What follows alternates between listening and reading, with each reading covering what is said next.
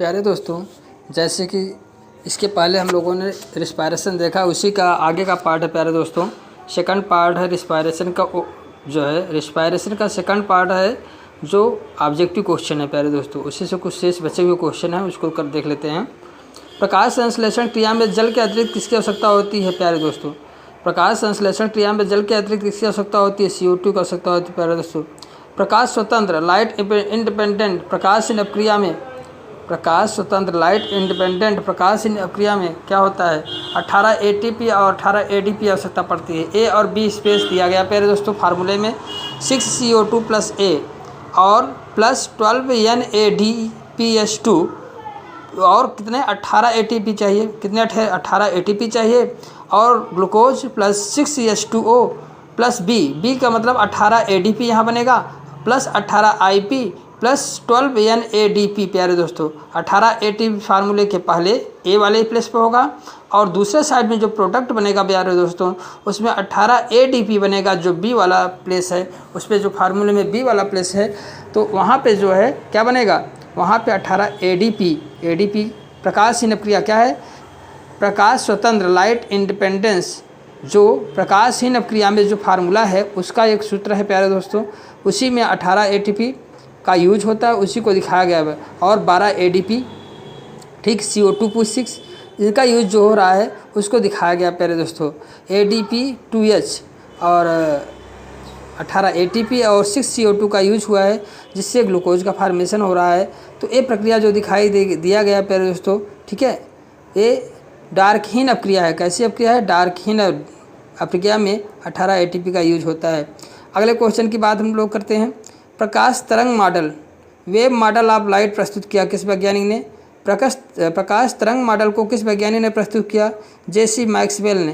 प्रकाश तरंग wave model of light किसने प्रस्तुत किया? JC मैक्सवेल ने। प्रकाश वेव मॉडल ऑफ लाइट किसने प्रस्तुत किया? JC मैक्सवेल ने प्रस्तुत किया। निम्न में से किसने पर्णहरिम A तथा पर्णहरिम B को अलग किया? JC स्टोक्स ने।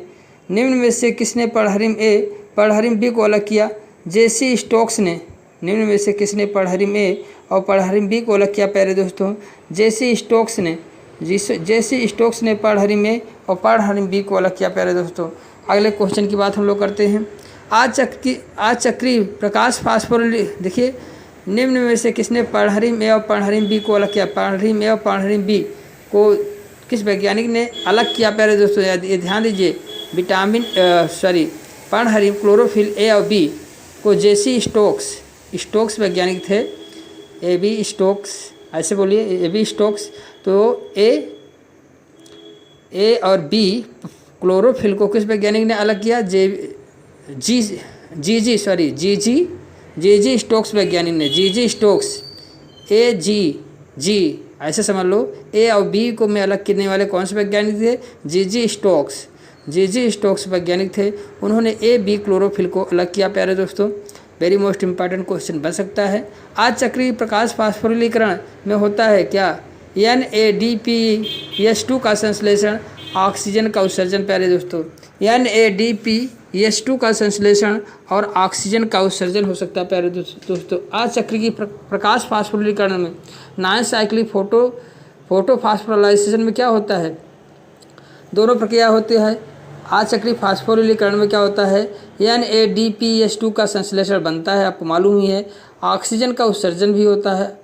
ऑक्सीजन का आचक्रीय प्रकाश फास्फोरिलीकरण में क्या होता है? ऑक्सीजन का उत्सर्जन होता है प्यारे दोस्तों। देखिए प्यारे दोस्तों, जो गैर चक्रीय फोटो फास्फोराइलेशन होता है उसमें क्या क्या बनता है? ATP बनता ही है, NADPH और ऑक्सीजन का उत्पादन करता है।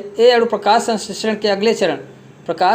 के अगले चरण कैल्विन चक्र के लिए आवश्यक होते हैं प्यारे दोस्तों। ये जो उत्पाद होते हैं कैल्विन चक्र के लिए आवश्यक होते हैं। इस प्रक्रिया में पानी के अणुओं का इलेक्ट्रॉन उपयोगी ATP और NADPH उत्पन्न करने के लिए किया जाता है। जो पानी के अणुओं का इलेक्ट्रॉन होता है प्यारे दोस्तों, इलेक्ट्रॉनों का उपयोग एटीपी और NADPH उत्पन्न करने के लिए किया जाता है और पानी के विभाजन से ऑक्सीजन निकलता है। ध्यान मालूम हो गया प्यारे दोस्तों। अचक्रीय फास्फोरिलीकरण में ऑक्सीजन प्रोड्यूस होता है, ये तो क्लियर हो गया प्यारे दोस्तों। और क्या निकलता है? NADPH2 और ATP बनता ही है प्यारे दोस्तों। तो इतनी चीज़ें होती हैं, ध्यान देना है। अचक्रीय फास्फोरिलीकरण में क्या क्या चीज़ें बनती हैं। अब अगले क्वेश्चन की बात करते हैं हम लोग। प्रकाश स्वतंत्र अप्रकाशी अपक्रिया का प्रथम उत्पाद क्या है प्यारे दोस्तों? फास्फोग्लिसरिक अम्ल है। प्रकाश स्वतंत्र प्रकाशहीन अपक्रिया का प्रथम उत्पाद क्या है प्यारे दोस्तों? फास्फोरिलीकरण अम्ल। देखिए प्यारे दोस्तों, प्रकाश संश्लेषण की अपक्रिया का पहला उत्पाद जो होता है ATP और NADPH है।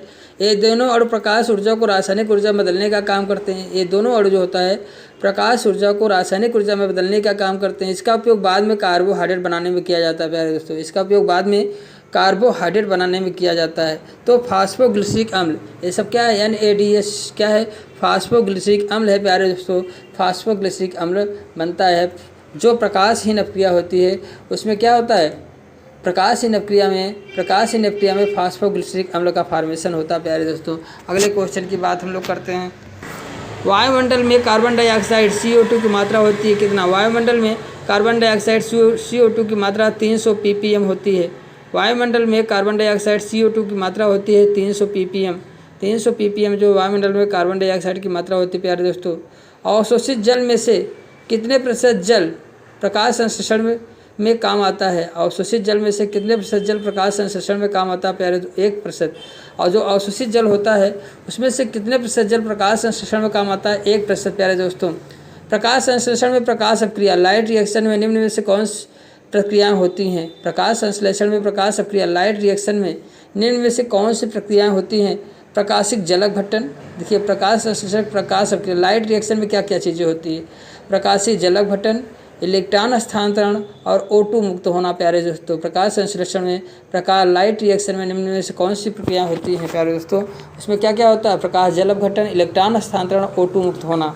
देखिए प्यारे दोस्तों, प्रकाश संश्लेषण में प्रकाश अपक्रिया जो लाइट रिएक्शन होता है तो उसमें क्या क्या चीज़ होती है? जो प्रकाश अपक्रिया होती है, प्रकाश ऊर्जा को रासायनिक ऊर्जा में बदला जाता है और जल का प्रकाश अपघटन किया जाता है, जिसके परिणाम स्वरूप ऑक्सीजन उत्पन्न होता है। तो प्रकाश की उपस्थिति में जो रिएक्शन होता है प्यारे दोस्तों, प्रकाश अपक्रिया डार्क रिएक्शन, 2 रिएक्शन होता है। तो सबसे फर्स्ट जो रिएक्शन होता है कौन सा रिएक्शन होता है? प्रकाश अपक्रिया होता है प्यारे दोस्तों।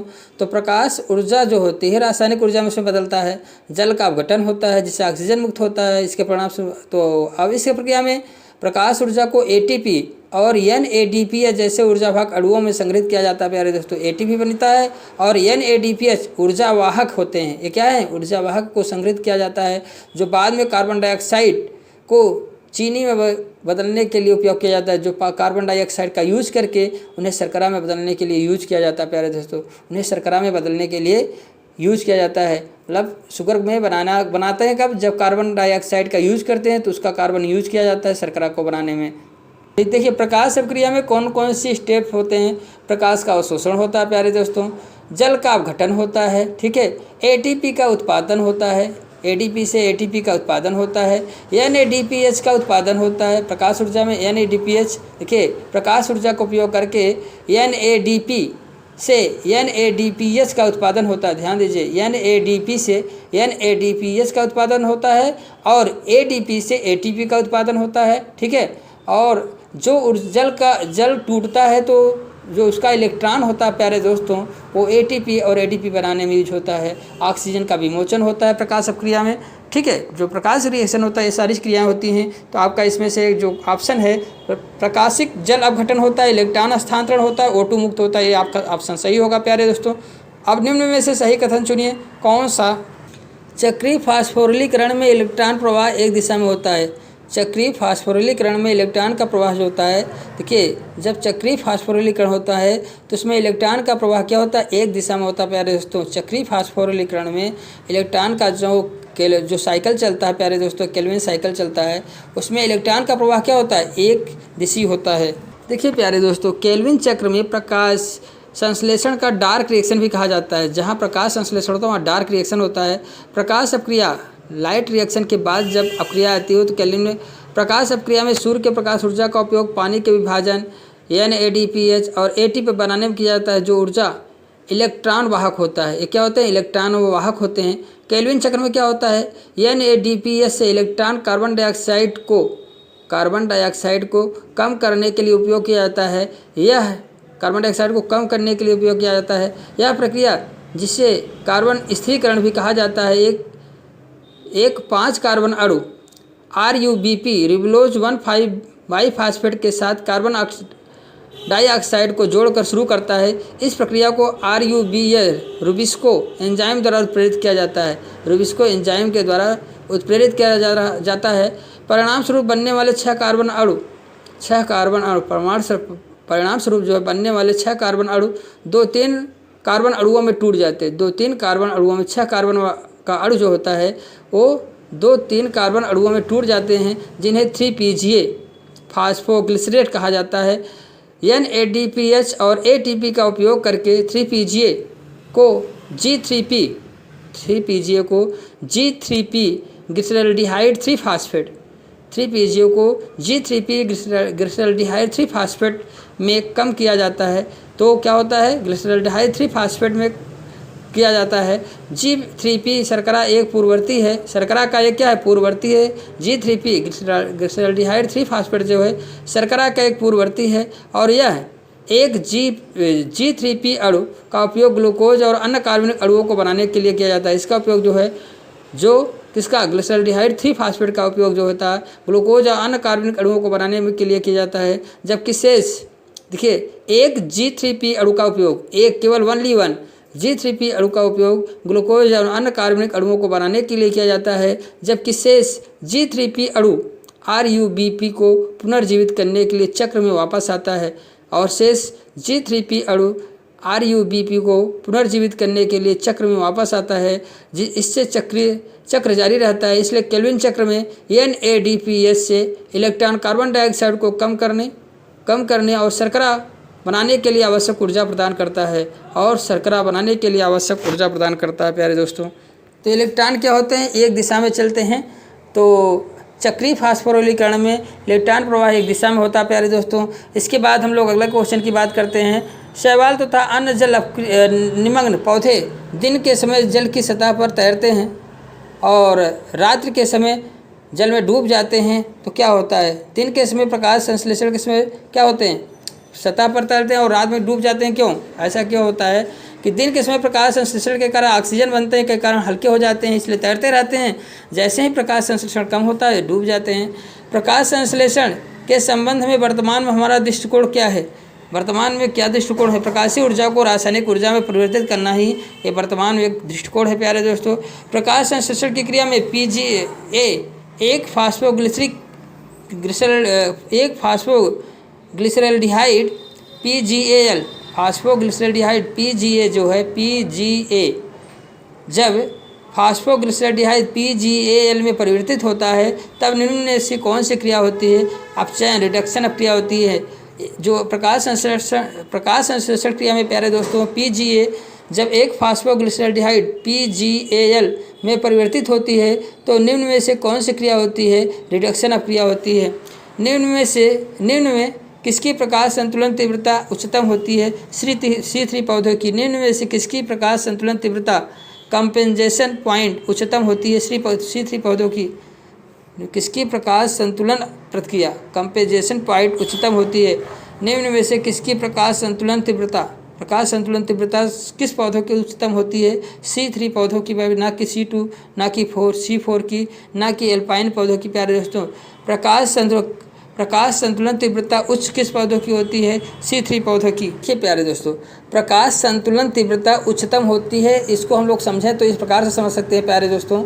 C3 पौधों में C4 पौधों की तुलना में CO2 छतपूर्त बिंदु अधिक होता है। CO2 की जो छतपूर्त बिंदु जो होता है, देखिए C3 पौधे में C4 पौधों की तुलना में CO2 छतपूर्त बिंदु अधिक होती है। ऐसा इसलिए है क्योंकि C3 पौधों में अधिक प्रकाश शोषण होता है जिससे कार्बन डाइऑक्साइड निकलता है, जिससे CO2 को उच्च सांद्रता होती है जो क्षतिपूर्ति बिंदु तक पहुंचने के लिए आवश्यक होती है, जहां प्रकाश संश्लेषण और शोषण एक दूसरे को संतुलित करते हैं।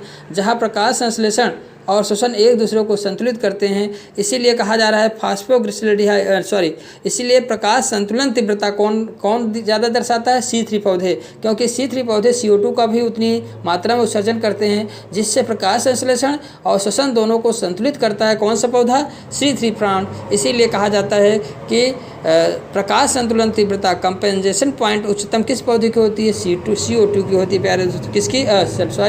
C3 पौधे की। C3 पौधे की प्रकाश संतुलन तीव्रता कंपेंसेशन पॉइंट क्या होती है? C3 पौधों की अधिक होती है।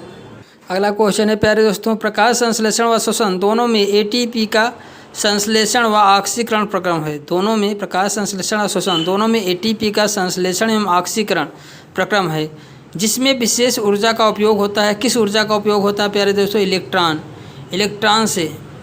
ऊर्जा का उपयोग होता है। चाहे प्रकाश अपक्रिया हुई या श्वसन अपक्रिया हो, दोनों में जो है क्या इलेक्ट्रॉन ऊर्जा का उपयोग होता है प्यारे दोस्तों। सीमा कारकों का नियम किसने प्रतिपादित किया था? ब्लैकमैन ने।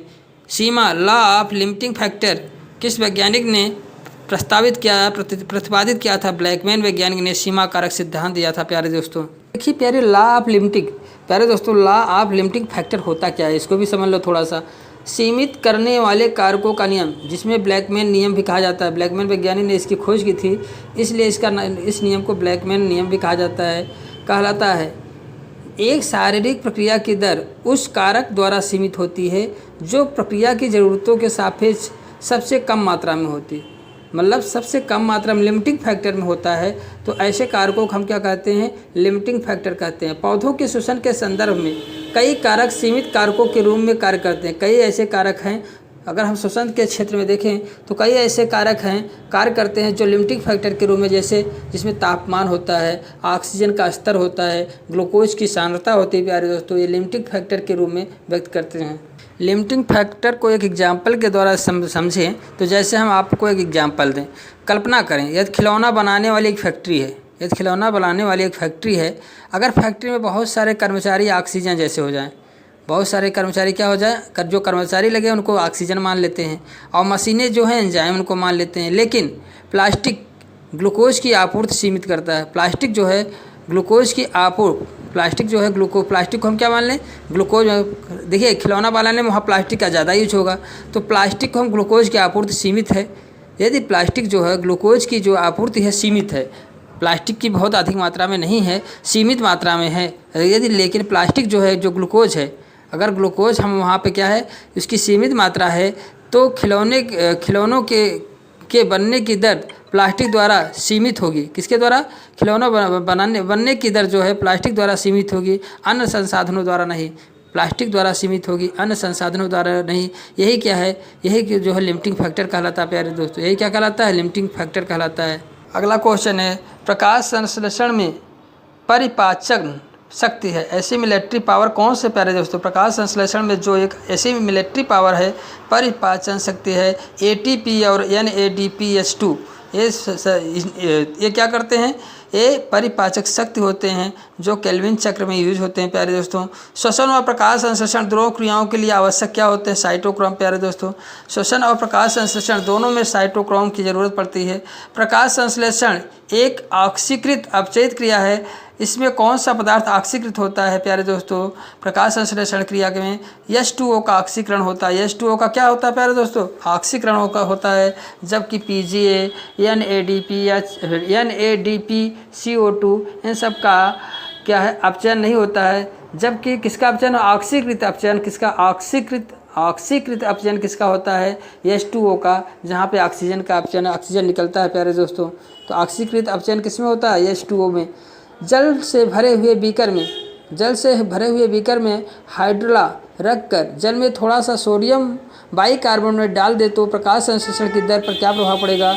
अगर सोडियम बाइकार्बोनेट उसमें डाल दिया जाता है प्यारे दोस्तों, तो प्रकाश संश्लेषण की क्रिया जो होती है तीव्र गति से हो जाती है। कैसे हो जाती है? तीव्र गति से हो जाती है। प्रकाश संश्लेषण की क्रिया जो होती है तीव्र गति से हो जाती है। कब? जब हम हाइड्रा के पौधों में बीकर में क्या ऑक्सीजन निकलने का क्या देख रहे थे, प्रयोग कर रहे थे, उसमें यदि हम उसे सोडियम बाइकार्बोनेट डाल दिया जाए उस बीकर में, तो वह क्रिया क्या हो जाएगी? प्रकाश संश्लेषण की क्रिया, जो ऑक्सीजन निकलने की क्रिया है, क्या हो जाएगी? तेज हो जाएगी, क्रिया तीव्र हो जाती है प्यारे दोस्तों। और जैविक ऊर्जा का अंतिम स्रोत क्या है प्यारे दोस्तों? जैविक ऊर्जा का किसी भी जैविक ऊर्जा का अंतिम स्रोत क्या होता है? सौर प्रकरण। जैविक ऊर्जा का अंतिम स्रोत क्या होता है प्यारे दोस्तों? सौर प्रकरण। तो सूर्य होता है प्यारे दोस्तों। जैविक ऊर्जा का अंतिम स्रोत सूर्य होता है। सूर्य से प्राप्त ऊर्जा का उपयोग पौधे प्रकाश संश्लेषण के माध्यम से भोजन बनाने के लिए करते हैं और फिर यह ऊर्जा खास श्रृंखला के माध्यम से अन्य जीवों में स्थानांतरित होता है। तो ये क्या है प्यारे दोस्तों? जैविक ऊर्जा का अंतिम स्रोत क्या है प्यारे दोस्तों? सूर्य है। जैविक ऊर्जा का अंतिम स्रोत क्या होता है? सूर्य है प्यारे दोस्तों। तो जीवाणु प्रकाश संश्लेषण में कौन सा पदार्थ हाइड्रोजन इलेक्ट्रॉन प्रदान करता है प्यारे दोस्तों? जीवाणु प्रकाश संश्लेषण क्रिया में कौन सा पदार्थ हाइड्रोजन इलेक्ट्रॉन प्रदान करता है प्यारे दोस्तों? H2S हाइड्रोजन सल्फाइड जो होता है प्यारे दोस्तों। जीवाणुओं में जब प्रकाश संश्लेषण की क्रिया होती है तो उसमें हाइड्रोजन व इलेक्ट्रॉन प्रदान करने का काम कौन करता है? हाइड्रोजन सल्फाइड करता है प्यारे दोस्तों। जबकि पौधों में H2O जल करता है, जबकि जीवाणुओं में जो H2S करता है इलेक्ट्रॉन और हाइड्रोजन को प्रदान करने के लिए H2S का उपयोग करता है प्यारे दोस्तों। अगले क्वेश्चन की बात हम लोग करते हैं। कुछ पौधों में कार्बन डाइऑक्साइड CO2 का स्वांगीकरण तो C4 परिपथ की भांति होता है। कुछ पौधों में कार्बन डाइऑक्साइड CO2 का स्वांगीकरण C4 परिपथ की भांति होता है, लेकिन C4 पौधों की भांति पत्ती की क्रांज शारीरिकी नहीं होती है। C4 पौधों की भांति पत्ती की क्रांज एनाटॉमी नहीं होती है। उष्णकटिबंधीय पौधों में क्रिया नहीं होती है, लेकिन उनकी जो क्रांज एनाटॉमी नहीं होती है, लेकिन वे स्वांगीकरण कार्बन डाइऑक्साइड का स्वांगीकरण कैसे करते हैं? C4 पौधों की तरह करते हैं, लेकिन उनके पौधे की बनावट पत्ती की बनावट जो होती है क्रांज एनाटॉमी नहीं होती है। उष्णकटिबंधीय पौधों में प्यारे दोस्तों, उष्णकटिबंधीय पौधों में देखिए प्यारे दोस्तों, उसमें क्रांज एनाटॉमी नहीं पाई जाती, क्योंकि C4 पौधों में कार्बन डाइऑक्साइड को स्थिर करने के लिए दो अलग अलग प्रकार की कोशिकाएं मेसोफिल और बंडल शीथ कोशिकाएं होती हैं। C4 पौधों में कार्बन डाइऑक्साइड को स्थिर करने के लिए दो अलग अलग प्रकार की कोशिकाएं मेसोफिल और बंडल शीथ कोशिकाएं होती हैं। मतलब C4 पौधों में कार्बन डाइऑक्साइड को स्थिर करने के लिए दो अलग अलग प्रकार की कोशिकाएं होती हैं, मेसोफिल और बंडल शीथ की कोशिकाएं होती हैं, जिनमें ये प्रकाश में अलग अलग एंजाइम होते हैं। क्रांज एनाटॉमी C4 पौधों की एक विशिष्ट विशेषता है, जिसमें बंडल शीथ कोशिकाएं मेसोफिल कोशिकाओं से घिरी होती हैं और यह संरचना C4 चक्र के लिए आवश्यक होता है। कुछ C4 पौधों में यह संरचना विकसित नहीं होती, लेकिन फिर भी वे C4 चक्र का उपयोग करके कार्बन डाइऑक्साइड का स्थिर करते हैं। इसका कारण यह है कि वे एंजाइम की स्थानिक पृथक्करण का उपयोग करते हैं। भले ही उनके पास विशिष्ट क्रांज एनाटॉमी ना हो। एंजाइम के स्थानिक पृथक्करण का उपयोग करते हैं, भले ही उनके पास विशिष्ट क्रांज एनाटॉमी ना हो। उदाहरण के लिए कुछ देखिए प्यारे दोस्तों, C4 पौधों में क्रांज एनाटॉमी कार्बन डाइऑक्साइड के परिवहन और स्थिरीकरण के लिए आवश्यक होता है, लेकिन कुछ पौधों में संरचना विकसित नहीं होती, फिर भी C4 चक्र का उपयोग करते हैं, क्योंकि वे एंजाइम के स्थानिक पृथक्करण का उपयोग करते हैं। जैसे उष्णकटिबंधीय पौधे होते हैं प्यारे दोस्तों। कौन से पौधे होते हैं? उष्णकटिबंधीय पौधे होते हैं प्यारे दोस्तों। अगले क्वेश्चन की बात हम लोग करते हैं। DCMU निम्न में से किस क्रिया का निर्मोचन करता है? इनहिबिटर है। DCMU निम्न में से किस क्रिया का निरोधक है? इनहिबिटर है। PS सेकंड प्यारे दोस्तों, PS सेकंड जो होता है उसका इनहिबिटर है। DCMU ने किसका इनहिबिटर है? PS1 का नहीं है प्यारे दोस्तों, ना कि केल्विन चक्र का है, ना कि हैच-सैक का चक्र है, ना PS सेकंड का जो है क्या है? निरोधक है। निरोधक माने रोकने वाला है। DCMU निम्न में से किसका निरोधक होता है? PS सेकंड का। ये प्यारे दोस्तों, DCMU जिसे डाईयूरान के नाम से भी जाना जाता है, कैसे जाना जाता है? जिसे डाईयूरान के नाम से भी जाना जाता है। एक शाकनाशी है। क्या है? एक शाकनाशी है जो पौधों में फोटोसिस्टम PS सेकंड के अवरोधन के रूप में कार्य करता है। विशेष रूप से PS सेकंड में इलेक्ट्रॉन स्थानांतरण श्रृंखला को अवरुद्ध कर देता है। PS सेकंड के इलेक्ट्रॉन श्रृंखला को अवरुद्ध कर देता है, जिससे प्रकाश ऊर्जा को रासायनिक ऊर्जा में परिवर्तित होने से रोका जाता है। यह अवरोधन DCMU द्वारा PS सेकंड के D1 प्रोटीन पर QB साइट से बंधने से होता है। QB साइट के बंधने से होता है, जो आमतौर पर प्लास्टोक्विनोन द्वारा कब्जा किया जाता है। इस प्रकार प्लास्टोक्विनोन से साइटोक्रोम B6F कॉम्प्लेक्स में इलेक्ट्रॉन का स्थानांतरण होता है प्यारे दोस्तों। इस प्रकार आमतौर पर प्लास्टोक्विनोन द्वारा कब्जा कर लिया जाता है। इस प्रकार प्लास्टोक्विनोन से साइटोक्रोम B6F कॉम्प्लेक्स में इलेक्ट्रॉन के स्थानांतरण को रोकता है। इस इलेक्ट्रॉन के स्थानांतरण को क्या करता है? रोकता है। प्यारे दोस्तों, इस प्रकार से यह क्या P सेकंड में एक निरोधक के समान काम करता है। तो प्यारे दोस्तों, किस पदार्थ की उपस्थिति में एक पृथक के हरित लवक, अगर हरित लवक को पृथक कर लिया जाता है तो उसमें ऑक्सीजन की उत्पत्ति बढ़ जाती है। किसके द्वारा? NADP के द्वारा उसमें ऑक्सीजन की मात्रा क्या होती है? बढ़ जाती है। प्यारे दोस्तों, कायम पौधों में प्रारंभिक कार्बन डाइऑक्साइड ग्राही है।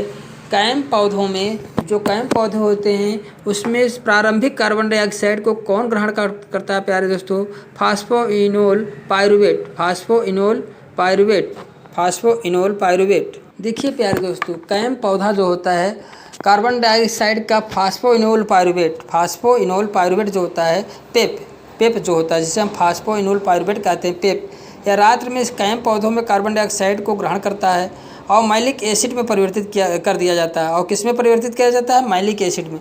और किस में परिवर्तित कर देता है? माइलिक एसिड में परिवर्तित कर देता है। प्यारे दोस्तों, और देखिए, दिन के समय जब रंध्र बंद होते हैं और तो माइलिक एसिड विघटित होकर, और दिन के समय क्या होता है? रात में वो क्रिया हुई, पौधे रात में जो क्रिया क्या करते हैं, तो फास्फोइनोल पायरुवेट के द्वारा कार्बन डाइऑक्साइड को लेते हैं और माइलिक एसिड में परिवर्तित कर देते हैं, संग्रहित कर देते हैं। और दिन के समय जब रंध्र बंद होते हैं तो माइलिक एसिड विघटित होकर कार्बन डाइऑक्साइड छोड़ता है, जिसका उपयोग प्रकाश संश्लेषण में किया जाता है। प्यारे दोस्तों, माइलिक एसिड विघटित होकर कार्बन डाइऑक्साइड छोड़ता है, जिसका उपयोग प्रकाश संश्लेषण में किया जाता है। प्यारे दोस्तों, फास्फोइनोल पेप फास्फोइनोल पायरुवेट C कायम पौधे में भी होता है और C4 पौधों में यही होता है। प्यारे दोस्तों, निम्न में से किस पादपों में C4 चक्र पाया जाता है? गन्ना और एट्रिप्लेक्स में निम्न में से किन पादपों में C4 चक्र पाया जाता है? गन्ना और एट्रिप्लेक्स में जो है C4 चक्र पाया जाता है। प्यारे दोस्तों, पौधों में ग्लूकोज के एक अणु के निर्माण हेतु कितने ATP और NADPH2 अणुओं की आवश्यकता होती है? प्यारे दोस्तों, पौधों में ग्लूकोज के एक अणु के निर्माण के लिए ATP की 18 और NADPH2 की 12 अणुओं की आवश्यकता होती है। NADPH2 के 12 अणुओं की आवश्यकता होती है। प्यारे दोस्तों, आगे का पार्ट जो है अगले वीडियो में MCQ इसी चैप्टर से मिलेगा, 3rd पार्ट में। प्यारे दोस्तों, वीडियो अच्छा लगा और लाइक कर दें। चैनल को अभी तक सब्सक्राइब नहीं किया तो सब्सक्राइब कर दें। Thank you for watching video. Okay, bye bye.